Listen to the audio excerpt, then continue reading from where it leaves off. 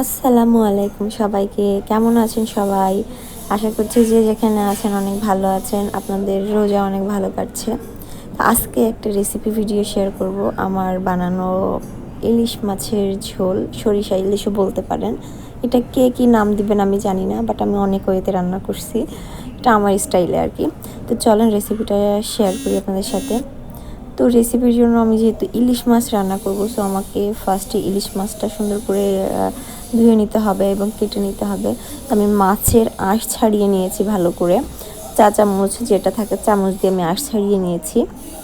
নিয়ে এবার ভালো করে কেটে নিব মাছটা, একদম ডানা পাখনা যা আছে সুন্দর করে ছেটে নিব। নিয়ে গলার ভিতরে যেই ময়লাটা থাকে, কলসা আর কি, ফুলকা বলতে পারেন, ওই ফুলকাটা বের করে নেব একবারে। অনেকে ফুলকাটা রাখে, বাট এই ফুলকাটা আমার একদমই পছন্দ না, মানে মাছের ভিতরে রাখা।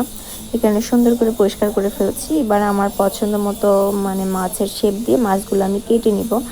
আর প্লিজ আপনারা কেউ নিচের ভাঙা প্লেটটা দেখে মাইন্ড করবেন না, হাসাহাসি করবেন না।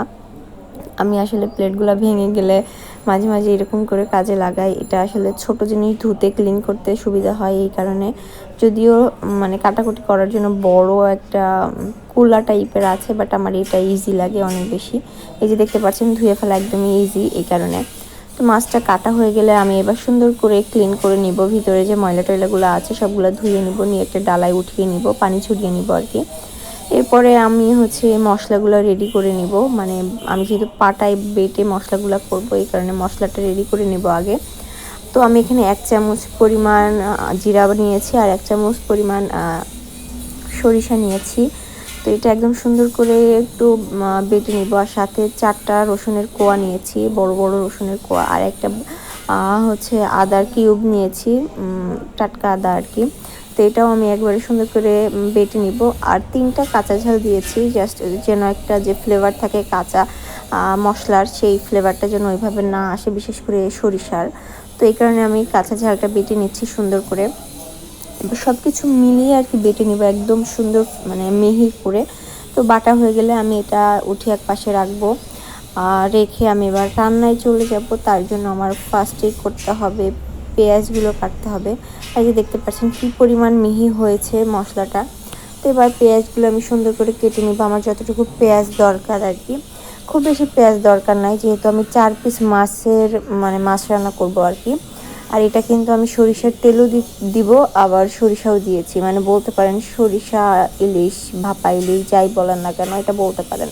বাট এটা খুবই টেস্টি একটা খাবার। তো এবার আমি কড়াইতে একটু মানে সয়াবিন তেল দিয়ে নিয়েছি, রান্নার তেল। সাথে ওর ভিতরে অল্প পরিমাণে মানে একটু সরিষার তেল দিয়েছি। সরিষার তেলটা দেওয়ার কারণে এত সুন্দর ফ্লেভার বের হচ্ছিল, মানে এটা আমি আপনাদেরকে বলে বোঝাতে পারবো না। তো এবার দেখতে পাচ্ছেন একটু ব্রাউন কালার হয়ে এসেছে পেঁয়াজগুলা, একবারে কিন্তু বেরেস্তা না, হালকা ব্রাউন ব্রাউন হয়ে এসেছে। এরপরে আমি বাটা মশলাটা দিয়ে দিব, আর সাথে পাটাটা ধুয়ে যে পানিটা রেখেছিলাম সেই পানিটাও দিব। মানে আমি কিন্তু পাটাটাও ধুয়ে নিয়েছিলাম অফ ক্যামেরাতে। এরপরে পরিমাণ মতো লবণ দিয়ে নিব, পরিমাণ মতো হলুদ দিয়ে নিব, আর হালকা পরিমাণে শুকনো ঝালের গুঁড়ো দিয়ে নিব। এটা মানে জাস্ট কালার আসার জন্য, এটাতে খুব বেশি ঝাল হয় না, জাস্ট কালারটা একটু সুন্দর আসে এই কারণে দেওয়া। এবার মশলাটা ভালো করে একটু ভাজা ভাজা করে নিব, নিয়ে ওর ভিতরে আর একটু পানি দিয়ে নিব। নেওয়ার পরে এর ভিতরে একটু মানে কিছুক্ষণ ঢাকা দিয়ে ওটা কষিয়ে নেব, যেন মশলাটা কাঁচা গন্ধটা আর একটু ভালো মতো চলে যায়। দেখতে পাচ্ছেন আমি মশলাটা কষাচ্ছি। এরপরে মাছগুলা দিয়ে দিব ঢাকনাটা উঠিয়ে। মশলাটা যে দেখতে পাচ্ছেন কি সুন্দর তেল কেটেছে। তো এটা আরেকটু নাড়াচাড়া করে এবার মাছগুলো দিয়ে নিচ্ছি আমি। 4 পিস মাছ দিব আমাদের দুজনের জন্য, ভোর রাত্রে এবং ইফতারের পরের এই রাত্রের জন্য, মানে 2 রাত্রে দুজনের 4 পিস দিয়ে দিচ্ছি। বেশি মাছ রান্না করলে রোজার ভিতরে নষ্ট হবে, এই কারণে অনলি 4 পিসই দিচ্ছি। আর আমার ছোটো পিসেই ভালো হয়, এই কারণে ছোটো পিস দিয়েছি আমার জন্য। তো এবার মাছগুলো আমি পানি ছাড়া এইভাবে 1 মিনিট করে কষিয়ে নিব। মানে কোনো পানি দিইনি, জাস্ট মশলার সাথে এভাবে এপিট ওপিট করে 1 মিনিট করে আমি জাস্ট একটু জাল করে নিব ঢাকা দিয়ে, যেন মশলাটা মাছের ভিতরে চলে যায়। যেহেতু আমি একদম কাঁচা মাছটা দিয়েছি, মাছটা আমি একদমই ভাজিনি। আর এই রেসিপিতে না কাঁচা মাছটাই বেটার, একদম সুন্দর হয়। যদি মাছ ভেজে দিতে যান তাহলে সেক্ষেত্রে মাছটা খুব বেশি টেস্ট লাগে না। আমি ভেজে দিয়েও দেখেছি, বাট এভাবে রান্না করলে সব থেকে বেশি টেস্ট আসে।